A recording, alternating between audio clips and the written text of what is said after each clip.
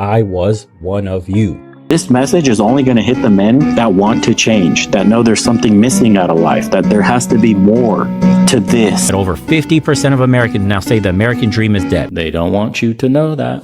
Wow, should have got that blue book earlier. What have I been doing all my time? Gen X is already telling you they need a miracle to retire. You're worse off than Gen X was. If they need a miracle, you need another dimension. Because in this reality, it's just not going to happen for you. Get you one of these. Right here, look at that. Oh my Lord, get you one of these, or a lot of these if you're wealthy. We talk a lot about passport broing, expat, digital nomad stuff on this channel about going overseas and how to get that side business going and somewhat live comfortably overseas on far less. For the younger guys, an online business model that's generating you revenues monthly. It makes absolutely no sense to stay in the United States where you're being drained to death in a system that does not care about you. Get yourself a passport. Start traveling, start seeing with your very eyes. Guys that have been overseas have been telling you already, get out as soon as you can. It's incredible what you could afford. You go out to some of the regional places, the price is depressed by like 30-40%. Because if you compare it to something like Southeast Asia, like Thailand, like Philippines, the prices go down by probably 2-3x. I mean, guys are talking about you could have a villa by the ocean right in front of the beach for like $1,500 a month. That gets you a villa. You have a nice apartment on like the 40th floor with an infinity pool, with a working space, with all sorts of shit, and a nice high-rise for like $400-500 a month easy with a simple passport. And they wonder why men are just leaving the West in droves. Anybody with the ability to should, even if it's temporary. Just have your eyes open to the options overseas. The West is done. But let me show you guys what I mean. I'm currently in Croatia. Believe me, I'm having a great time. I'll show you videos soon about everything, but when I say go overseas and enjoy your life, I'm in Dubrovnik right now. Let me just take the camera and show you. This is where I'm at, boys. Look at this. I am on the coast in Dubrovnik, chilling. Believe me, having a blast. I'll show you more later. Get out of the United States. Seriously. I mean, look at this, man. And you're sitting there slaving away for women like that don't respect you, don't want to be led by you, don't want to give you kids, don't care about your opinions, constantly battling you in your house. For companies that don't care about you, working until you're dead, past retirement, because you know the situation in America. Nobody's earning enough. Come on, man. I've been recording here for weeks. I've been here. I can't wait to show you guys all the stuff I have banked. Now, you'll have to excuse me. I have to go down below and join somebody on a nice coffee on the private beach. And it's all cheap. And everything's clean. And the people are amazing. We'll see you guys on the next one. Dude, listen, he's living. He's not slaving away. The dude's he's vacationing. He's staying 10 days at a time in some place. He's living his life. When I tell you guys your quality of life increases, I'm not just saying you live in a nice high rise with great amenities. Your life improves. Your mental health improves. I talked about it on one of the episodes, how moving to Eastern Europe was good for my mental health and my wallet. What he's experiencing, I'm experiencing in Eastern Europe. Dude, the people are better. The food is better. The amenities are just as good. I'm not missing anything. I'm able to live more and worry less. It's honestly amazing. Highly recommend everybody invest in yourselves and figure a way out of the rat race. I don't have the answers to you. Some guys just want all the answers. Like, tell me how to do it, bro. Tell me how to do it. I don't know you. I don't know your life experiences. I don't know what skills you have already, what you've acquired in your life. Everybody's different. I don't know what you've been through. No one has the answer. Some dude on the internet, and not me, is going to be able to tell you how to live out here. This is shit you got to figure out on your own. You're a fucking man. Get after it. Find the answers. Google is your friend. Learn how to do shit that allows you to go overseas. Stop waiting on other men to give you the answer. We can only show you the way. You have to take all the steps. No one's going to carry your soft ass. Get up and change your life, or you don't have the right to bitch and complain about your situation, your position, and your status in life. You're not willing to do anything about it. $1,500 to $2,000 a month remote income isn't impossible, especially as Westerners. As far as I can see, the USA is no comparison to these other countries. I'm in the Philippines and I love it. Once again, thank you. Because if it wasn't for your channel, I wouldn't have taken the risk traveling alone. It's working, boys. That's why men are getting passports and taking off. Peace out. Later. See ya. Just do these things I'm telling you to do. It will get better. It takes time. This won't happen tomorrow. I can't tell you what the end looks like, but I can promise you it's better than where you're currently at. That's all I can say. Let's continue. Don't be like me, man, and invest 10 years, 12 years, 15 years, 20 years, 30 years into a company that don't give a shit about you. Don't speak ill of yourself. The warrior within will hear everything. You're essentially authoring your own destruction. This is true. But it's also true that you got to put in 10x the effort compared to previous generations just to have what they had. You do have to work harder today and get less. You do have to bust your ass in outside the box thinking and bring home income in abstract ways that wasn't available to prior generations to survive in the world today. You do have to utilize potentially the power of the internet. Online businesses, on and on and on the list goes. The economy has changed. You can't rely on the factory job anymore. They're all left for China. It's true. Things have gotten a lot more difficult. We are a service economy now. We no longer really produce anything, very little. So yeah, it's going to be much harder for you. You have tools that allow you to make lateral moves in this world, aka the internet, and do things that were not possible before. If you're trying to escape the rat race, if you're trying to go overseas, if you're trying to figure out how to make it, there you go. Here, 1,000, bro. Solve this riddle in your mind. How do I earn some online income? What kind of remote work can I do? I only need $1,000 a month. Okay, 1,500. Seriously. If these kind of videos that I put on here doesn't like goad you into figuring this out, doesn't give you some energy, man, some motivation, nothing will, bro. This guy's living on the beach. He's eating out as often as he wants. He lives in a 3-bedroom house. He can walk 10 minutes away. He's only spending $1,000 a month.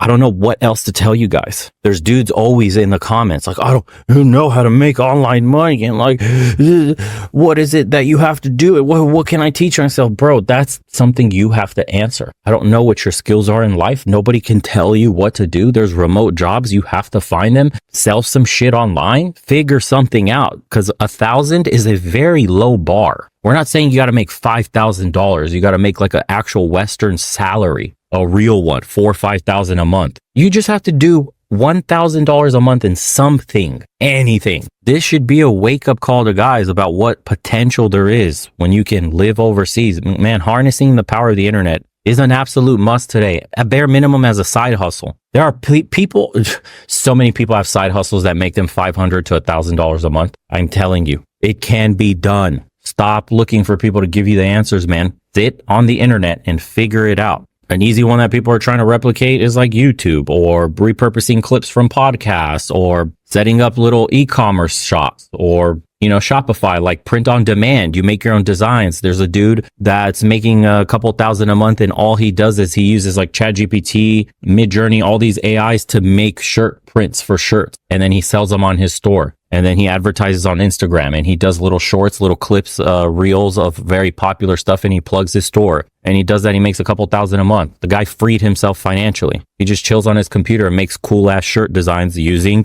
AI, because now they look incredible. You could literally get it to design you anything. I'll give you guys an example. So there's a website called Prompt Base. Okay. And you could pick the models that you want. For example, they have Midjourney prompts here. It's basically a marketplace for prompts. People already did the work for you if you want to be that lazy. You could pay $2.99 for this prompt, and you can get these kind of designs to be outputted every time. Look, fashionable t-shirt designs, $2.99 for this prompt. Look at the designs here, guys. So you get these straight out of Midjourney, and then all you have to figure out is how to market this shit. And if we just search t-shirt, look at all these designs for t-shirts right here. Stuff that you may find cool, interesting. Maybe if you were to wear this stuff. Look, I mean, it's so random. You can design so many different kind of shops with these designs. Stickers. These could be stickers. They don't even have to be t-shirts. But look at this, dude. How dope would this be on a shirt? Marketed to the right people. Look, it even can do mock-ups for you. So it'll design fake models. You don't even have to have models. You can get it to make you fake people with a white t-shirt, which you can then go and put the logo on so people can see what it would look like. This shit is insane. If you think outside the box, you can make this happen. 1,000 isn't anything to make them look at all these designs. This is one way. This is one of the games that I've been put on, and I even have my own online store. The shirts and stuff that you guys buy, some of those designs come from stuff like this. Look at this animal stuff. Bro, do you know how many dog moms would buy this? Are you kidding me? Look at this one with the astronaut. That alone looks super dope to me. Look at all these. That's a dope t-shirt right there. It's there. It's available. It's in the air. The opportunity's all around you. This is just one example. He's selling his prompt for $3.99. Unique t-shirt designs tailored to your preferred shape. All you have to do is market and just make $1,000. That's it, dude. $1,000, your life is free forever. Now you can build up this business, chilling 10 minutes from a beach, eating out every single day. Life is free. Get the creative juices flowing. You keep getting further and further ahead. Let me know what you guys think about this video. The guy living in Vietnam, something, a quick mock-up of what an online business could be for you guys. Share for the dudes that are already doing some form of online business. I know some people just don't want to give away the secrets, but just in general, what your guys doing and what you're potentially making. You don't have to get super specific, but give the guys an example so they could see what we're talking about. And this is just one of many things that you could do online, especially in a post-AI world that we're in. You literally have the perfect assistant that can help you from brainstorming to executing. Anyways, but let's not bullshit and say the typical go to college, graduate, get job, get a house, get a car, get a family is still the path that most Americans could take, or it's even viable for them. Most kids, the reality is with runaway inflation and cost of housing and schooling and all that is you graduate college with a mortgage on your back that's not dischargeable. Your woman is probably graduating college with a mortgage on her back that's not dischargeable. Those are just your student loans. Then both of you need to come together and work. Both of you need to work to sustain any modicum of middle-class America.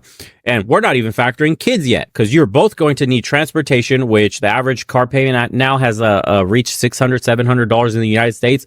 Median rent is $2,000. By the way, I don't know what the payments are in student loans, but if you're pushing $50,000 to $100,000 on the loan, again, it's a mortgage, so probably $2,000 a month. The interest payments alone are just killing you. You're going to be paying that for years on years on years. Now we have to add, again, the mortgage, the transportation. Oops, just had a baby because they want you to have one. You would like to have one. And now you have childcare that's already eating into probably half of your woman's income. So she's going to work to give half away to daycare. It's just not fair. And you still need to save probably 25% of your income. That's financial advice and wisdom. They say a quarter of your paycheck, you need to put where after healthcare, after gas, after groceries. Where do you find this money to put aside? People are living paycheck to paycheck. Over half of them, 70-something% of Americans are living paycheck to paycheck because they can't even have more than $400 in their savings account. Americans don't have, listen to this shit. Listen to this.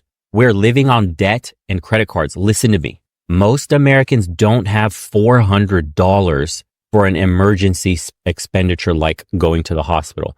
Your $400 just seeing the doctor will disappear. You can't afford to call an ambulance. They're over $1,000. You can't afford an ambulance to take you to the emergency room if you're having a fucking heart attack. Where does the mentality come in of gotta get after it, gotta grind, help you in this economic shithole that we're in? There's only one viable solution for you, and that's leaving the United States. The American dream is leaving. The only thing you can do for your long-term stability, health, is getting out. And this is where the grind comes in, because this is where the light at the end of the tunnel is. You can grind your whole life away in America, and you'll be left with fucking nothing because you're living check to check. Or you can grind out, go to school, get your education, learn some skill that you can be applied remotely, start online businesses, and get the fuck out. That's the American dream. Go live in Thailand, go live in the Philippines. You can buy properties for $60,000, $70,000, $80,000 condos on your Western salary. If you've managed to start an online business, and I'm not saying this like, oh, it's also easy to start an online business, but dude, with the power of the internet and the vast global market we're in today, with the advent of AI, you can start a business. You can design a store shop with AI. Use ChatGPT to make you shirt logos. Use Midjourney. Start figuring out how to utilize these. There's plenty of people that have started Etsy shops or have started Shopify stores, similar like to the one that I have. You just input all the data.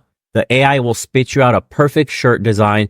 And now you just have to figure out marketing or make a shorts channel. Repurpose videos like these, my videos, whatever it is, news, stuff that are happening. There are people that are making tens of thousands of dollars a month, literally repurposing videos and turning them into shorts. There are AI programs, it's called like Opus Clips. It'll go through the entire video by itself using AI and language models and all that, and already clip a video for you. You can have a 3-hour podcast clipped 50 different shorts or short form content that you could post across Instagram, TikTok, YouTube, and you get paid. There's guys literally making $20,000, $30,000 a month. All they do is go on the favorite streamers, clip shorts. Go on the major news networks, clip shorts. If you can build shit with your hand, you get a store, you market it, reach out to some YouTubers, pay them for marketing, whatever it is, somebody with an audience with reach, send your products out. Maybe you can make chairs. Maybe you're good with woodworking. Maybe you're one of those resin dudes that are making crazy stuff.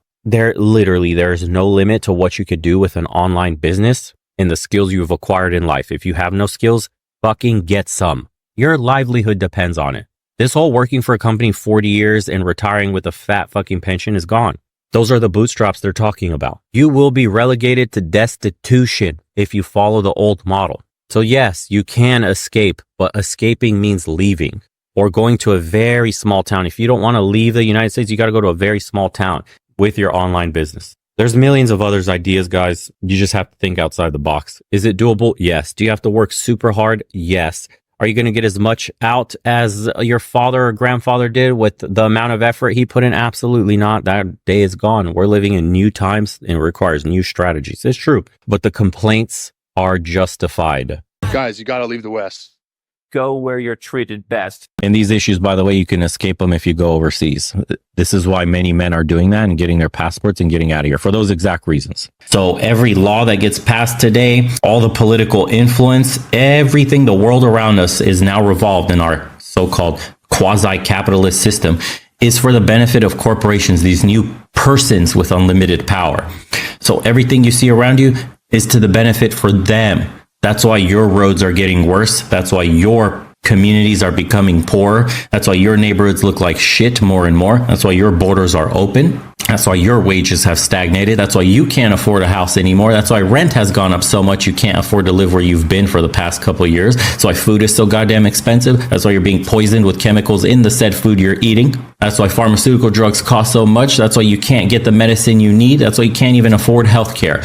It's designed to suck every last drop out of you. And through this system has been born this organic lash out from men and from women, except we don't know where to point our fingers to. So we're lashing out at each other, at our neighbors, at our political parties, every single thing. But the root cause of all these issues and stress, corporations, and the power they wield over our government and society. That's why you see men and women fighting.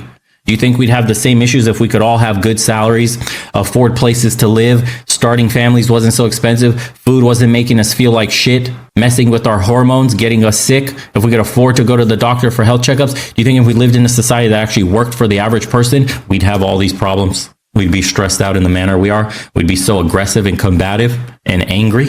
The easiest person to point the blame to right now is the closest one in your vicinity, the one you can directly see. Who is that? If you're a man, it's women. If you're a woman, it's men. They seem like they're the biggest obstacle in your life. Society for both sides seems like it's designed to help the other.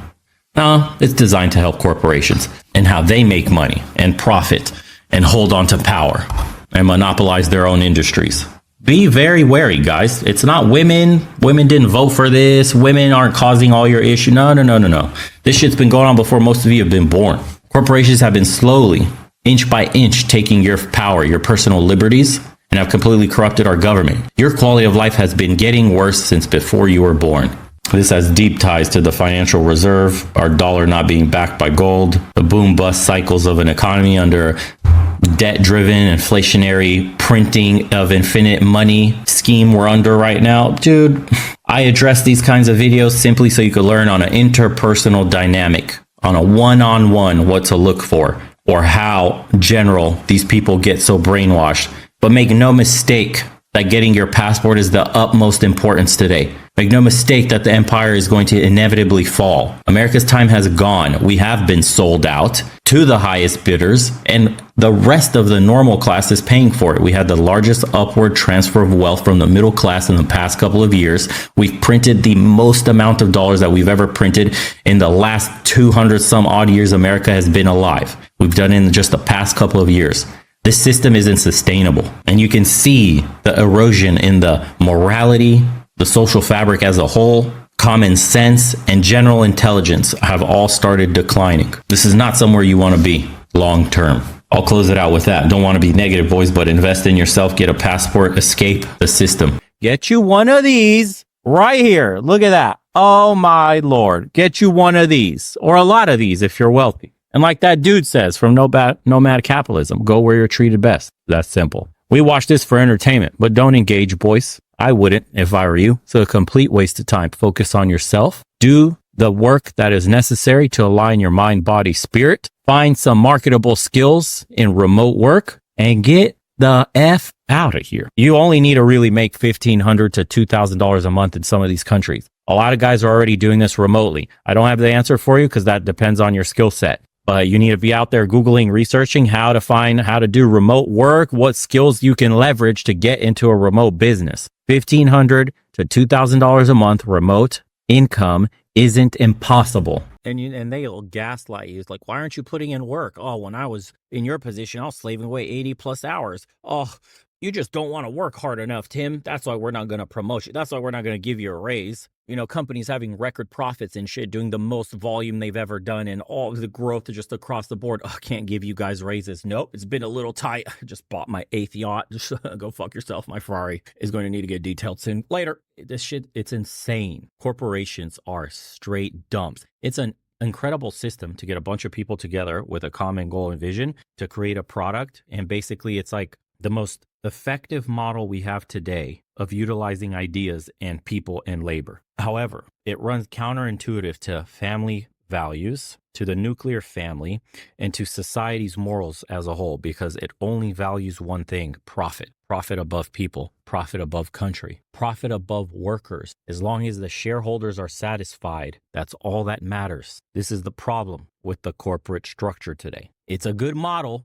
but it's not tailored for the long-term success of a nation, which is why every country that we're seeing right now under this heavy corporate influence, the corporate model is supreme. They're dying a very fast death right now. Populations are projected to absolutely crumble. Wages have stagnated despite increased inflation and increased company profits. Things are not getting cheaper, they're getting more expensive. As we progress technologically, things should be getting cheaper, guys. It's an illusion that things are getting more expensive. As manufacturing capabilities advance, technological advancements happen, more knowledge and research is being unlocked. The cost of goods and producing said goods needs to lower over time. But we are in a debt-driven society operated on magical paper currency, which is printed out of thin air to service the debt that we're paying taxes for, in a system run by a private bank, giving you the illusion of stability and value. Do you want to know the value of your dollar? Look around at physical assets. How much does it cost to buy eggs? How much does it cost to buy milk? How much does it cost to fill your grocery cart today versus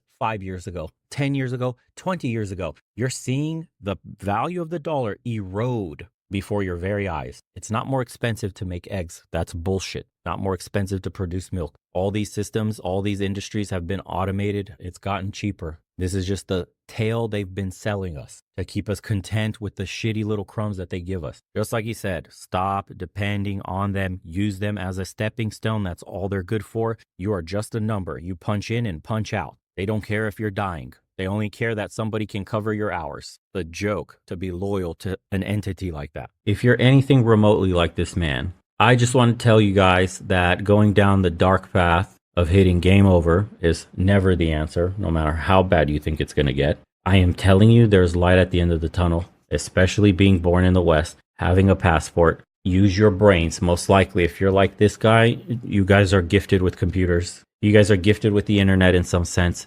Find a way to monetize that shit so you can go remote. Work a dead-end shitty job. Flip burgers. I don't care what it is. Save some money somehow. Just spend 2 weeks in Asia. Just go to the Philippines or Thailand. It's super cheap. The most expensive thing will be the plane tickets. Just see what it's like to be treated completely differently with respect. That is all you have to do. The game in the West is tilted against you. You have many handicaps in place. You simply cannot compete with the picture-perfect lifestyle that everybody's chasing for the Instagram highlight reel and all the other bullshit, fake shit going on social media and the internet in general. You have to go to a country that's more down to earth, where people are still humble, traditional, live in large family units beyond the nuclear family, the extended family, and see what it's like. Go to a more humble culture.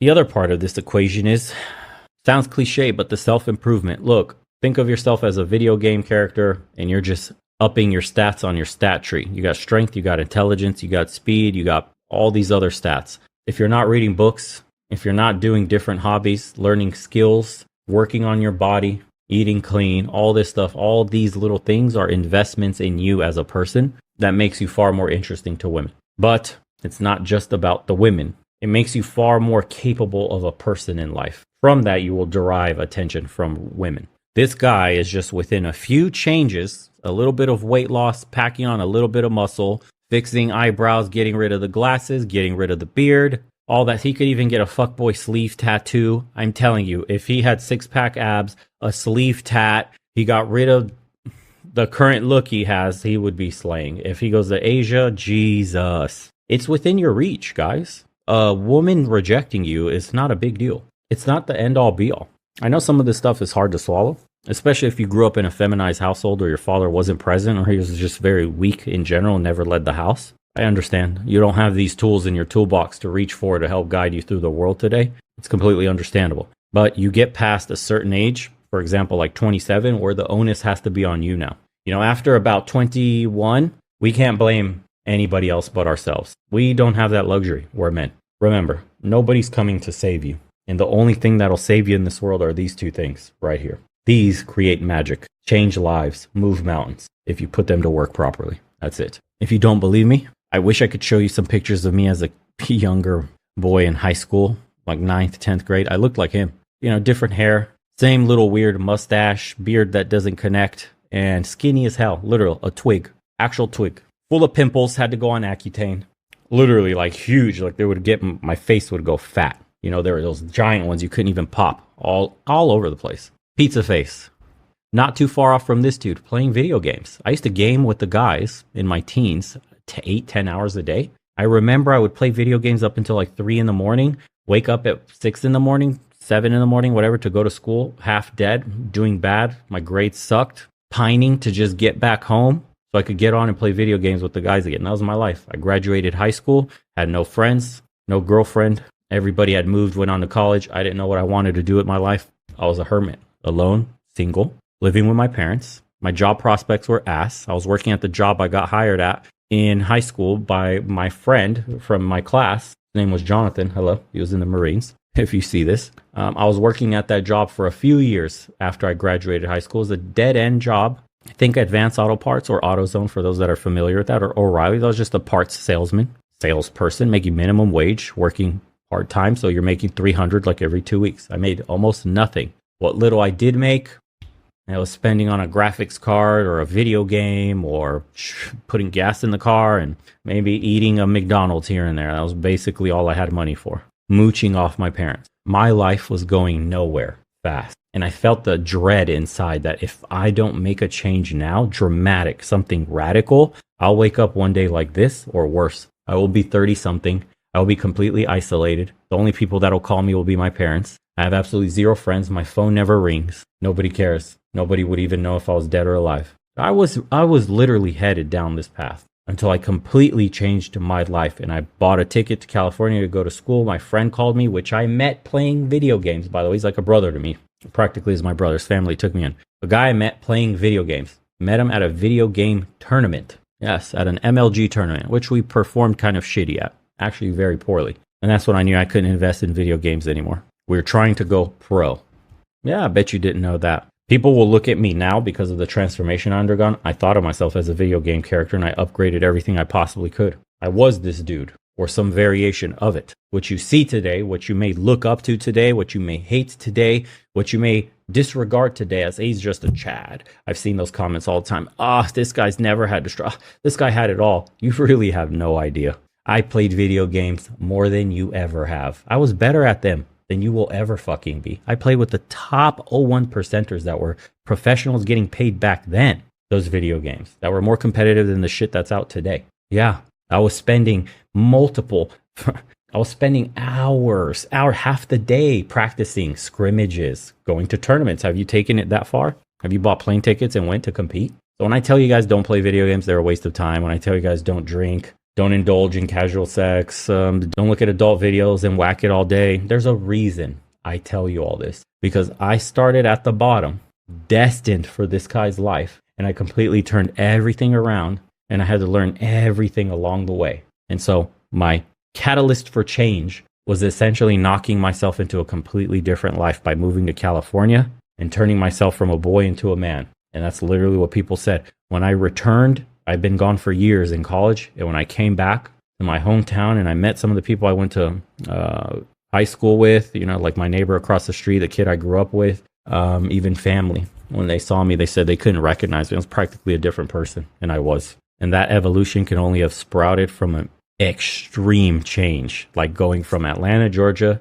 California. So, a lot of guys think that I rag on these things like video games, porn, dudes in this guy's position when I critique, what they look like, what they wear, what they're doing, mannerisms, mentality, all that stuff. It's not coming from a place like holier than you, sort of like I think I'm better than you. It's just I literally walked in this guy's shoes. That's why. I had similar thoughts before. I had crushes on girls before. I was the nice guy before. I thought I was in love with a chick before. Again, young, dumb, in love, middle school, high school, all this stuff. Had no idea what I was doing. And it comes from that kind of place. I was one of you. Here is how you can change. Just do these things I'm telling you to do. It will get better. It takes time. This won't happen tomorrow. I can't tell you what the end looks like, but I can promise you it's better than where you're currently at. That's all I can say. Let's continue. This is what it means to master something in life. And if you're afraid to make that leap and try something new or be a newbie at something, or you're already on your way starting a new business, maybe you just got hired at a new job, maybe you just got a new girlfriend, or maybe you're proposing to get married, whatever it is, man, whether you're on the journey or about to start it, think of the alternative whenever some of these tough moments come up. If you're applying for a job and you may be afraid to put in your application because you don't feel like you belong there, or you're not good enough, or whatever it is, insecurity you have, think of the alternative. The alternative is you don't get the job for sure, you don't potentially change your life for sure, and you will always, until you go to your deathbed, wonder what if the worst thing you could possibly be left with at the end of your days on this planet. What if I did that? What if I attempted this? What if I just tried? What if I just kept going? That pretty girl you're afraid to ask out, that business that you've been thinking about starting, you've been saying it, but you haven't done it.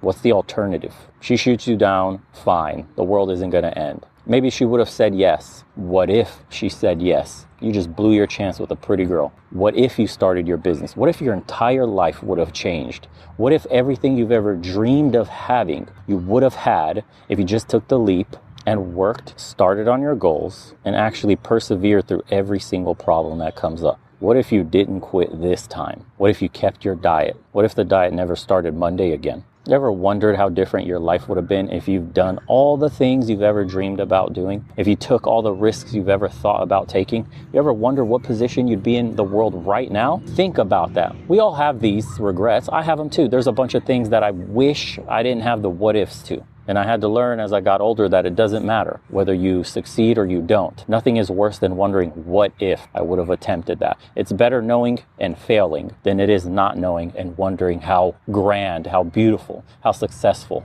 that attempt could have been in whatever avenue in your life. A lot of people end up living mediocre, less than mediocre, dreadful lives that they're struggling to get out of bed for. Right? They need every bit of motivation and turbocharged on caffeine just to make it through traffic, to go into their little cubicle and accept their fate that I'm here because I never took a risk in life. I'm here because I took the safe way. I took the path that was well lit, that was paved, that the whole crowd follows. I didn't go off track. I didn't go where I needed a machete in my hand to slice my way through to get to the other side, which is green pastures full of fruits, vegetables, animals, beautiful water, clean air. A better way than the polluted side that everybody else follows. That's what life is, man. I could have been stuck working a job I hated. Before I started my business, I was working as a server. I was a bartender.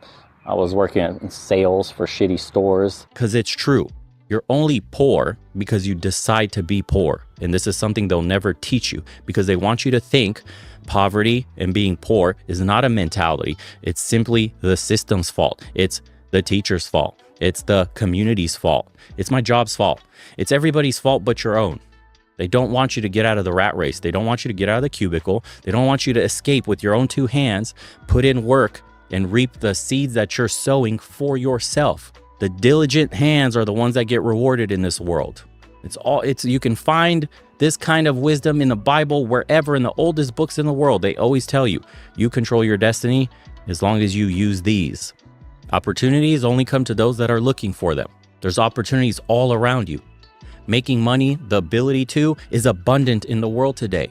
There are endless options that are just hitting you every single day that you're not seeing because you're not looking for them. Have a plan. Execute, visualize yourself doing it, visualize yourself at the end goal, and everything will come to pass exactly as you see it in your mind. I'm telling you, nothing can stop you. You put in that level of consistency, that level of effort, that level of planning. You cannot fail. I've never seen anybody try their ass off and actually failed. They may have hit bumps in the road. They may have had obstacles here and there, but that consistency, that perseverance, the persistent nature that they have, that they will not give up on their goals, that they keep trying, that they already see themselves as winners. That's how you have to be. That's the mindset of a winner. There's so many people that have already showed you the way. How many immigrants have come to the United States, for example? My family's one of them. We came with clothes on our back. That's it. Maybe $1,000 as refugees from persecution from communists. Imagine that. You start at less than zero. You don't even know the language, yet you can come into the country, land of opportunity, and through working your ass off and starting a business and learning trade skills and doing what you can as an immigrant, you end up in the middle class of America. You can buy a house. You can raise a family. You can have everything you couldn't have had in your home country. Imagine starting with that, less than zero. The biggest barrier is knowing the language. Second biggest barrier, learning how to write it and read it. Imagine that. You have all the skills necessary to succeed in this world. What's holding you back? You. Every day you wake up and you hold yourself back. That's the truth. Like in our grandparents' generation, they were married in their 20s and have started their own family. I love how they use the grandparents when your grandpappy could get a factory job over at Ford and could afford a beautiful home, white picket fence, American dream, 2 kids, wife staying at home, doesn't need to work, car paid for, everything paid off on his factory job. No college even needed. And then if you went to college, you could be a waiter and pay your way through school as a waiter. And when you graduated with your degree, you would get a job where you would make far more than factory dad, and you would live an upper middle class lifestyle. Stupendous what you could afford with the money you had back then. Oops, gold standard. We went off of it. Thanks. Up, Federal Reserve, boom bust cycles being created, inflation. It's all normal, boys. We had one bubble burst in 2008 and 9. Another bubble is created now with the COVID post-pandemic money injection scheme, and we're seeing it inflate all around us in hyper speed, and nobody can afford anything anymore. We sold out our middle class. We let corporations buy up all our homes. There is no homes even to buy if you wanted to. If you're a family right now, how difficult is it to even buy a home when some investment fund comes right up under you with cash and pays 5% over ask? Insane. Why aren't you guys having kids? Why don't you get a job? Why don't you pull yourself up by your bootstraps? What they tell us. Get a girlfriend. Stop being a loser. Says the boomer with 30 properties that he bought for like $10 each. I can tell you right now, median rent in the United States has surpassed $2,000 a month. So minimum on just rent, you need to make $2,000 a month. And in order to qualify for rent, most landlords will ask for 3 times rent. Immediately, you need to earn gross $6,000. Cool story. We haven't talked about car. We haven't talked about gas, groceries, insurance for your car. We haven't talked about taking women out. Good luck with that one. Any sort of fun expenses. Clothes, basic hygiene stuff, yada, and the list goes on of what you need to survive day to day. Yeah, so remember, you need a $6,000 a month gross to qualify for an apartment, and that's the median. Okay, pull yourself up by your bootstrap, lazy ass. Please fix the economy. Why don't we talk about why it's so goddamn hard to get a job? Why it's so hard to raise a family on one income? Why your woman has to work in order for ends to be met? Why dual income household is the standard today, and that's what it takes just to survive. Forget the kids. Why can't we afford housing? Why are groceries so expensive? Why does it cost so much for electricity? Why don't they have wages that keep up with inflation and cost of living? What is happening to the economic model we're living under where it's failing young people tremendously? They cannot even afford to go on dates. It's too expensive at restaurants. They're hardly feeding themselves. They're living with roommates. Do you think if we solve the economic woes of young men, maybe all this other shit would disappear? This is what they won't tell you. But you know what they will do is throw you in jail for voicing your concerns. Oh, God forbid you commented under somebody's post on Instagram, a funny meme, and you said something sexist, straight to jail. Terrorist! Holy shit. UK, I'm sorry. You're a shithole. I would never move to the UK with shit like this being even spoken about on mainstream media. This blows my mind. Romania is 1,000 times better. The UK is not even an ounce of what it used to be. Holy fuck. Avoid the West and Western Europe like the plague. They're lonely, they're isolated. A lot of men are just starting to vote with their wallets. We talk a lot about passport broing, expat, digital nomad stuff on this channel about going overseas and how to get that side business going and somewhat live comfortably overseas on far less. Like the dude in Da Nang, if you saw that video, was living on $1,000 a month. Others are doing $1,500, $2,000 a month in other countries. Here in Bucharest, where I am, you could easily get by on $2,000 a month. If you have any sort of digital business or a pension, is how most guys get out at this moment in time. But for the younger guys, an online business model that's generating you revenues monthly, it makes absolutely no sense to stay in the United States where you're being drained to death in a system that does not care about you. So very basic, quick, healthy meal, tomatoes, chicken, all that stuff, just so you can see the price. So I order 2 of these, peep it out, 64 lei for 2 of these. And that's delivered, by the way, with tip. Now, if we do the currency conversion here, 2 meals is 14 bucks. Delivered with the tip. And again, that's if you're feeling lazy and you don't want to cook. If you want to cook for yourself, that price goes way down, but you're not going to find any decent, healthy food like that in America. 2 meals for $14. That's one example. So when you factor in the cost of transportation doesn't exist, where I live, I could walk to anything, anywhere. Either it's a mall, gas station, grocery store, the gym, hospital, whatever it is that you need, you can walk to it. So transportation turns into zero. The only time you'll pay for transportation is if you want to use something public. For example, an Uber to take you somewhere further you wouldn't want to walk.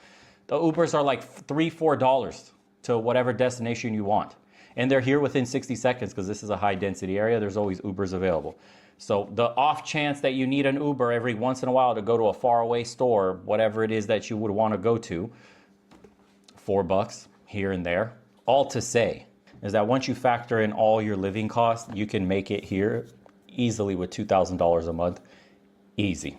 And your quality of life would increase. It's crazy that you could get a place like this for $1,000 with a parking spot in a hot spot of town.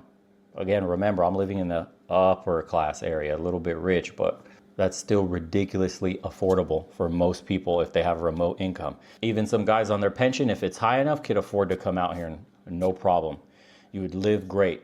Food, going out to restaurants, it's probably 1/3 of the price in America. You can eat a nice ass steak with your woman, entree for 2 plus dessert plus drinks. You could maybe spend $100. We're talking nice restaurant. And that would be easy, $300, $400 in America for a nice steakhouse. The only things that are expensive here is random luxury items. I guess you could say cars, electronics, gas. Those things have always been more expensive in Europe. There's extra taxes on top of them. But how often do you purchase electronics? How often do you purchase vehicles? And gas, yeah, that might hurt you if you need to drive everywhere like an American would drive.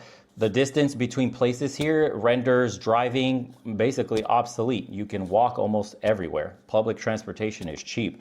I just mentioned Uber. Now that's private transport. I haven't talked about the buses or the subway system, which is like, imagine if the Uber is $4. Imagine how cheap the public transport is.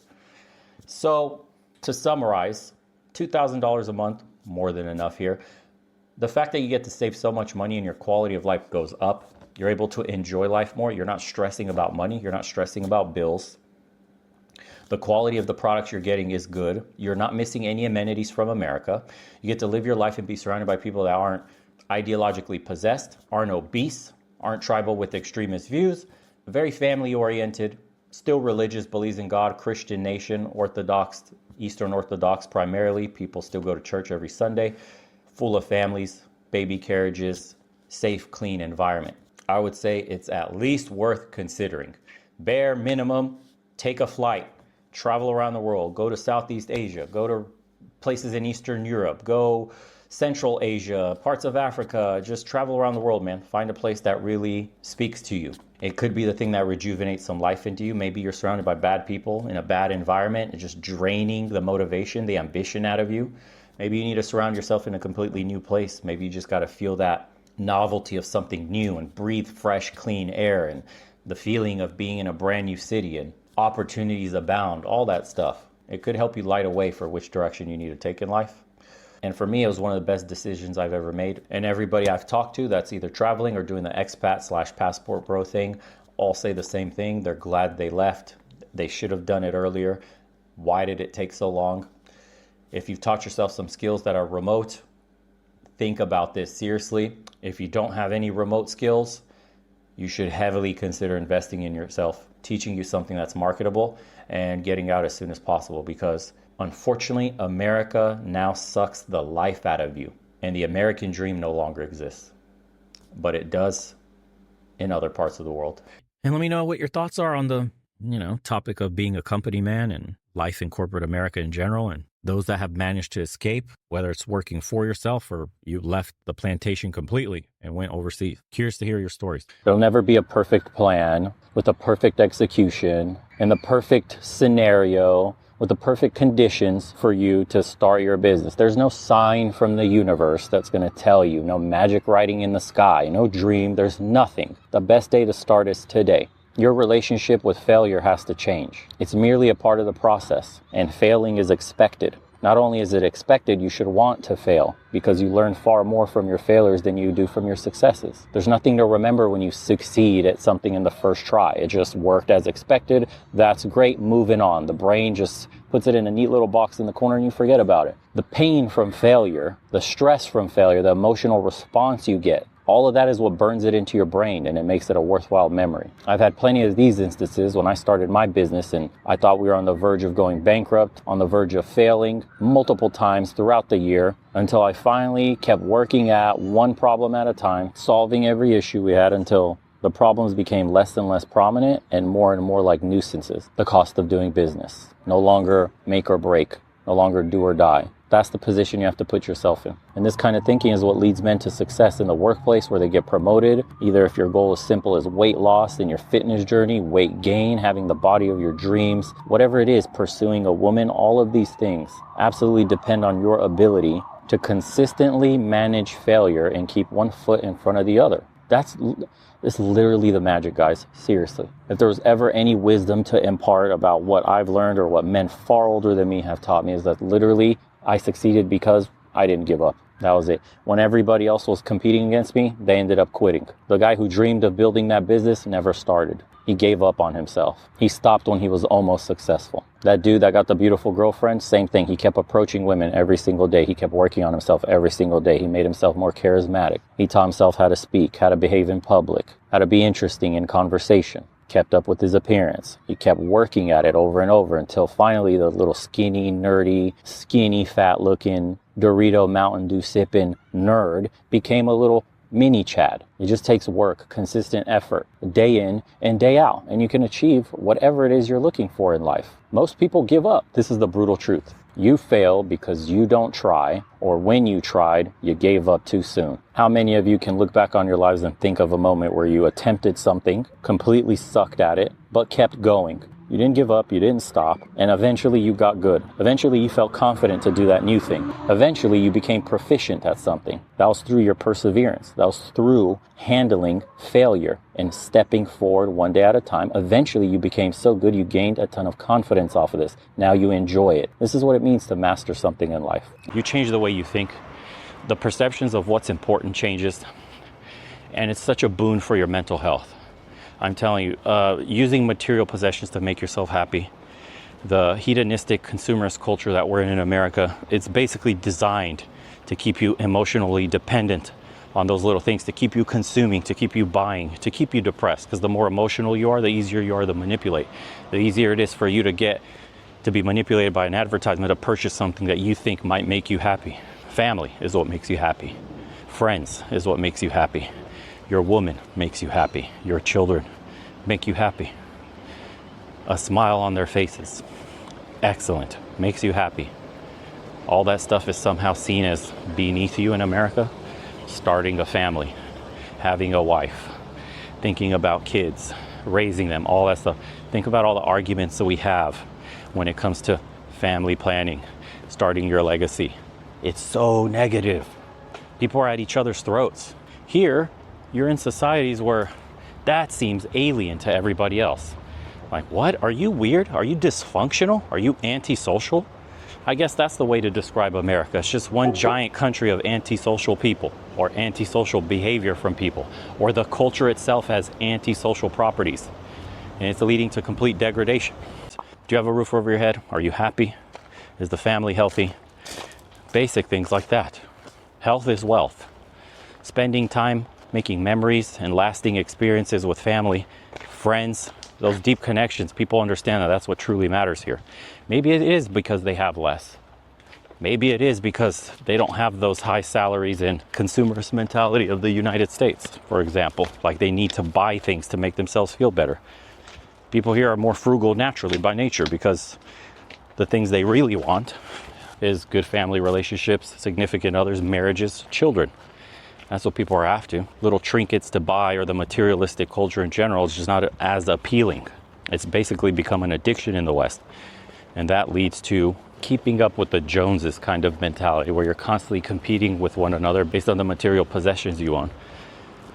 It's never about how well you're doing. It's just about how much stuff you got. It's not about how good your relationship with your woman is. It's about the next woman you could swipe right on. It's about how many women you slept with. For the ladies, it's the same thing. How many guys did they bag? What simp bought me what bag, and how much I managed to extract out of this man. It's a joke, dude. Relationships are a joke in the West. Family values are a joke in the West. And you're surprised why people experience massive boosts in mental health and happiness. And another aspect that ties into the wallet portion is cost of living. Because it's so much cheaper here day to day, because the prices aren't as outrageous, it does take a load off your shoulders. And I mean, it's a huge burden that completely evaporates when you're no longer surviving paycheck by paycheck. So when I say I'm happier psychologically and my wallet is also happier, I'll explain to you guys as I walked by my apartment so you could just see basic cost of living things and you can understand just how much money you could possibly be saving by living in a place like this. We've covered a ton of episodes like that before. I mean, look, man, this area is super clean. What you're seeing right here, guys, is just a normal part of Bucharest. And you can get a place easily, one of these apartments with a shop right down the street, 400 euros a month, 350 euros a month. Just take 350 bucks, 400 bucks. The dollar has basically reached parity with the euro. That's nuts, dude. And it's clean. Look, not a single homeless person. No tents, nothing. Everywhere you turn, it's clean. I go get my haircut down the street behind us. The gym is just a short walk up this road. Buildings are fairly new. The architecture is being revamped. Even if they're a little bit older like this, they're being resurfaced and remodeled. I mean, look at this. It's nothing like what they're describing to keep you stuck in that trap, to keep you in that nasty place that gets you angry, that gets you afraid, that makes you look at everybody suspicious. You know, that's what's crazy about America. Right before I left, is like your neighbor is your enemy now. That's essentially what politics and what the culture wars have done to everyday Americans. It's like everybody, every stranger is somebody to be looked at negatively as if they're bringing you harm in some way or another. How do you expect a society to function and thrive if everybody sees each other as the enemy? That feeling doesn't exist overseas. I can ask somebody if I need help for something. I can literally start up a conversation with anybody, anywhere, about anything, and they'll be welcoming. They'll try to invite you to their house for a meal. It's not weird for you to strike up a conversation here. And people literally like you so much to say, come over, let's have a beer, let's have a drink, let me treat you in my place as a guest, where they'll like bring out a buffet of food for you.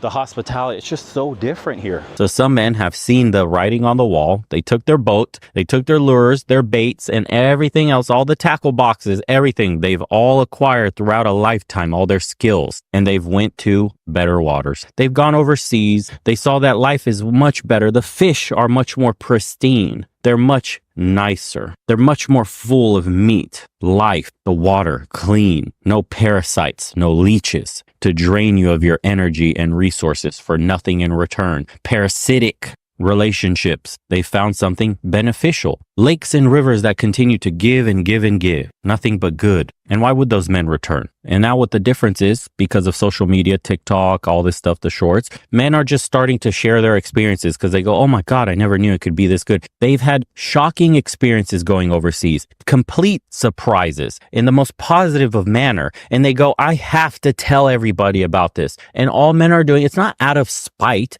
It's just like, I can't believe how much my life has changed by going overseas. Why didn't I do this sooner? I have to tell everyone. It's that inner need for sharing. And so they do. And then other men are going, holy crap, this guy, he's not a 6'6" absolute specimen, Chad. He's just a normal dude. This one's fat. This one's baldy. This one is like 60. Everybody's happy, bro. There's somebody for everybody overseas where people are still grounded. We live in such a consumerist, capitalistic society. And I'm not trying to shit on the benefits of capitalism, but we've corporatized every single aspect of our lives. That's the problem. We live under a corrupt system. This isn't real capitalism. It's like social welfare. Corporate socialism is what we're really under technically. Too big to fail, but except when you're the little guy, then you can go F yourself and go be homeless on the streets. Oh, but if a bank has a little bit of problems, bail them out. With what money? Your money. Does that sound like capitalism to you? That's crazy. So if America and the rest of the West won't take care of their own citizens and only care about the special interest in the lobby groups and the corporations, and we have essentially a two-tier society where it's corporations and business versus citizens, obviously the business has way more power, more influence. All the corporations run the world, essentially, and our governments by extension. So yeah, people are feeling like they're being neglected, like their rights are being eroded, like their ability to move up economically within the social hierarchy is absolutely limited. Inflation, corporate profits are at an all-time high during pandemics and all this stuff, but your jobs and everything else, wages, inflation, everything has been eaten up and stalled for years. Your factory jobs got shipped overseas, boys. Your grandpappy used to work at a factory assembling transmissions and shit and had a good pension plan and had a good benefits package and could support your grandmammy to stay at home full-time with 2 kids and a dog and a nice house and send your ass to school. And now you can't even get that unless you have a specialized degree in a STEM field or something. Even college has now become a complete waste. The government has butt their heads in, made loans guaranteed, but also you can't discharge them. Bro, you call this capitalism? Excuse me. Sorry to rant on the economic factor of why dating, relationships, marriage, starting families is so messed up, but you cannot inject that conversation into the subject matter without first talking about the economic woes people are feeling. Because if men could get decent jobs, if men could survive on their own easily, if men could take on a family and a couple of kids on their incomes, a lot of these problems would go away. But no, we live in a corporatized society where we have to profit from everything. Profit from sick people, profit from Christmas, profit from whatever other holidays, profit from relationships. I mean, it's gotten to the point where everything has become transactional for profit. You have to sell or buy something, whether it's in your marriage, your relationship, shit, even your relationship with God for the religious ones. They're selling you crosses. They're selling you all diamond encrusted Bibles. They're selling you packages at the church. Bro, this is the world we live in. Hedonism, consumerism, profitization above all. And you're surprised the family structure has completely disintegrated in the West? Not even the family structure. We have gender issues now. There's gender wars. What is a woman, boys? What is a man? What is in between your legs? I don't know. You could be 30 different things. Your identity can be fluid and you can change every 5 minutes. Why? Because you could profit off that shit too. Come in here, little friend, with your mental issues. We'll bring you in this clinic. We'll chop some stuff up. And we've just made tens of thousands, hundreds of thousands of dollars off the operations from your stupid ass. Ding! Line them up, boys. We're churning cheese out here at the freaking hospitals. It's crazy, dude. Everything is upside down. Everything. I think they said Honey Nut Cheerios on the latest food pyramid for the government is healthier than steak or eggs. Yeah. Ridiculous. Your vote's not going to do shit. Nothing is going to change for you. You're delusional if you think staying and fighting. What fighting are you going to do? They already want to take away your weapons. They're already censoring your free speech. You can't even say what you want online for hurting somebody's feelings. It could cost you your job. You're already being policed. Half your amendments are already gone. You want to pretend like you can stay and make a difference? Cool. You want to really make a difference? For the guys writing those comments and you're so patriotic, go apply for local political positions in your town. Run your town how you want it. Then, if you do well enough, get voted to go run the city, then the state, and then the country. That's how it works. Prove yourself in your local town, turn it into a little utopia that you want, and then we can talk. You have to do civic duty. That's the only way you're going to make a change. People don't want to accept the brutal truth that the ship is sinking and there's actually nothing you can do to save it. The system itself is far too large. Your impact is far too small. The most you can do is local. And that needs to be a grassroots campaign where something like how the Tea Party sprouted up or Occupy Wall Street sprouted up, and it like infects. And infect is not even the right word, but spreads across all of America so that we can change the place from bottom up. Because this is not going to come top down. Changes never come top down. Just wait and see 4 more years under Team Red if anything improves. And that's how you exert your power. That's the only power you have, is voting with your feet and your wallet. That's it. Take your money out of the system. Don't fund any of this degenerate shit. Weak men ushered in this era. I want you guys to remember this very carefully. Burn it in your brain. Weak men are your biggest enemy and will always be your one true enemy. Weak men is your only competition, the only other side that can usher in change against you. Everything else is noise. You don't live in a democracy. It's fake. It's all driven by corporations. The politicians serve special interests. We have legalized bribery and corruption in this country. They call it lobbying. Do you know whose special interests are? Not your interest. That's why they're special, because they paid for the influence. That's why shit's getting worse for you, but better for companies. You ever notice how we were in the pandemic and coming out of it? Life was getting far more expensive and harder for the average American, but we had record profits for corporations. Isn't that weird? When you take these two entities, the American people and companies, one is doing much better than the other. Who is the government actually serving? Follow the money. Your wealth is eroding before your eyes. The benefits of living overseas and the power of the dollar when converted with the local currencies, which could quadruple, sometimes like 10x your income when you live locally and you can eat for $2. You can rent a place for $150, $200, and it's just as nice, if not nicer, than what you had in America. The cost of living, $2,000 covers your entire cost of living, not just your rent like it would in America, but everything. And that includes a lot of expenses for fun where you can actually live life and not be a slave. So I talk about just not having financial pressure because everything is so cheap. Cost of living so much cheaper. It allows you to have so much excess income that you could start living. You're not surviving paycheck to paycheck. You're living. You guys have no idea. Well, you should have an idea because you're stressing the fuck out trying to make bills at the end of every month. You can't afford to get sick. You can't afford to go to the hospital. Any emergency will bankrupt you. You're living on edge, surviving on edge, actually. Why do you think so many men are starting to go overseas? Why do you think Passport Bros is exploding the way you did? I told you guys last year Passport Bros was going to explode this year and go mainstream. Everybody knows about it now. And it's not even about passing through a country. It's about relocating permanently for financial benefits. Women are going to be a distant second. I guarantee you this conversation is still evolving. Guys are still enjoying going overseas for the women. But the next stage where this matures is when men start talking strictly finances, financial freedom, and getting out of the rat race. Women become a distant second. We've arrived when that day comes, and it's coming soon. Believe me. Are you ever going to come back to America? You must have lost your fucking mind if you think I'm going to overpay to live in a fucking dump that has absolutely no future, is experiencing monetary flight. The society is getting more dangerous. Everything about America is just pointing downwards. The empire, it feels like it's falling. We don't have leadership. We have managers, and they're shitty ones at that. They're driving the country into the ground. If everything was going great, I would never even come out here. But it isn't, boys. That's the truth.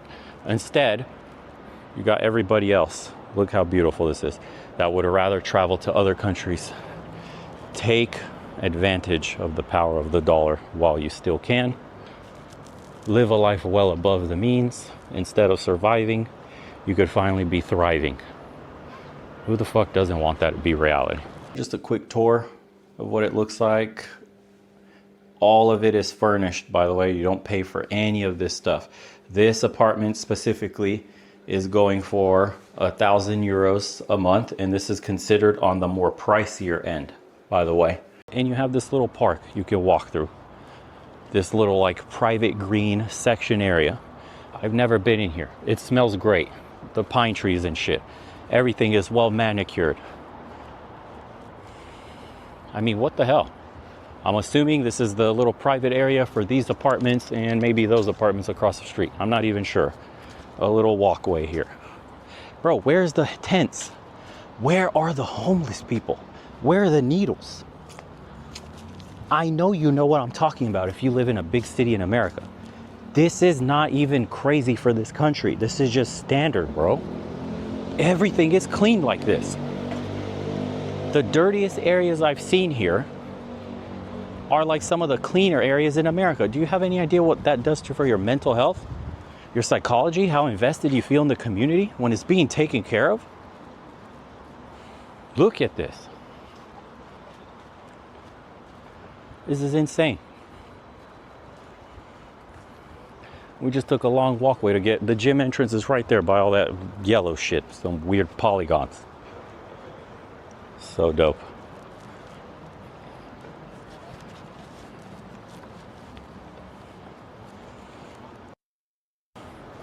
We'll continue shortly. And again, dude, I'm saying this, I'm an immigrant. I'm an immigrant to the United States. First generation. I was born in Eastern Europe, came to the United States, adopted into the culture. I'm Romanian American is what I consider myself. Actually, America is my primary home. I may now reside in Eastern Europe, but where I go anywhere in the world, I am American first in my mind.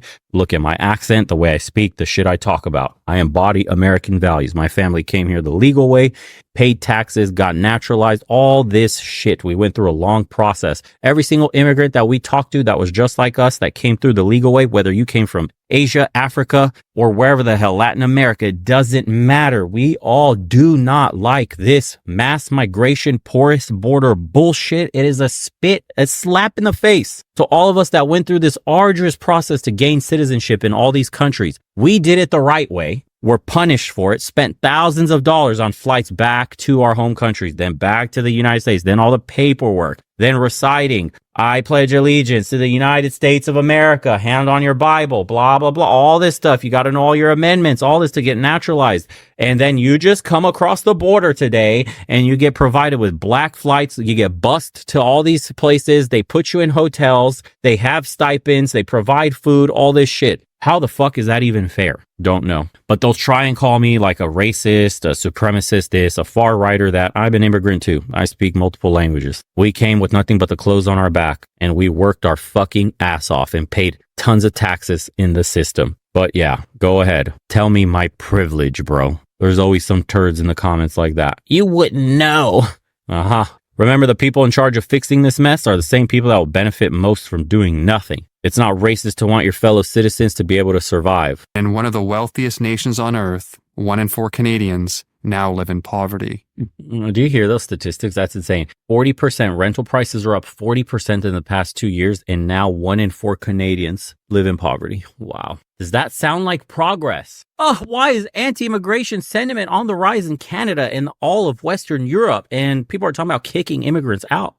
So racist. Here, look right here. Follow the money. Who benefits from all this? Who's getting paid? And you'll find out why it's all happening. It's not immigration itself. It's mass immigration with no vetting, nothing in place, no plan to integrate these. But you can't integrate people into a society this quickly, coming in these numbers. It's impossible. And look at what's happening to the UK. Look at what happened to Sweden. Sweden is now the most dangerous country in Europe. That's wild. Yes, they're the grape capital of Europe now. And they're having gang warfare and bombs exploding and crazy stuff like that happen. In Sweden, guys, in Sweden, of all places, you got grenades and shit going off in the streets. It's kind of insane what happened. Malmo being the worst. The Swedes in the comments can just tell you what day-to-day life looks like in the last 10 years. It's the grape capital of Europe. Knife attacks, grenades going off, crazy shit's happening. The UK, literally, it looks like it's descending into outright civil unrest everywhere. Why? Mass migration. I have a cousin that I haven't seen him since I was a little boy. They visited for the first time. He is now 50-something years old. He came with his children. He's been gone from Romania since he was 12 years old, so he remembers what life was like, communism days and the bread lines and all the horrific shit that you grew up in during that Iron Curtain period. When they came back just a few weeks ago, jaw was on the floor. He was shocked. Unrecognizable. That's the word everybody uses. It's unrecognizable. I don't even know where I am anymore. Nothing is the same. Everything is at your fingertips. The food is amazing. It's clean here. There's no homeless people. You feel safe. It's a complete departure from the vivid memories that he had as a little kid, and the crime, the destitution, the watching over your shoulder from the secret police, food lines, never having enough, the power constantly going out.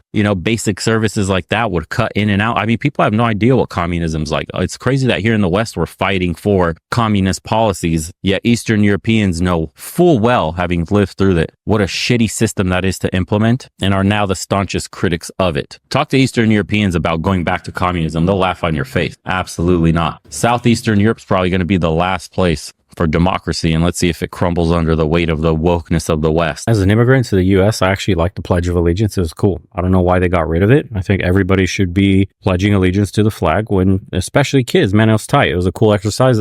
Before class started, you pledge allegiance. It was cool, and you memorized it. Why is it so unpopular to be patriotic today? Like, everything's going to shit because people don't care about their country anymore. America is not a family-based society. It isn't. It's a money-based society. All that matters is the all-powerful dollar. Anything else is thrown to the wayside. That's why when you come overseas, you're shocked at how family-oriented. It's one of the shocking things I've seen, especially even in Dubai. You would think it's like a degenerate place, and all the stereotypes you hear about Dubai, I'm sure all that stuff happens in certain circles, but it's extremely family-oriented city. You should go walking around Dubai, go around the Dubai marina, go everywhere and see how many families there are, kids playing in the little playgrounds that are made everywhere.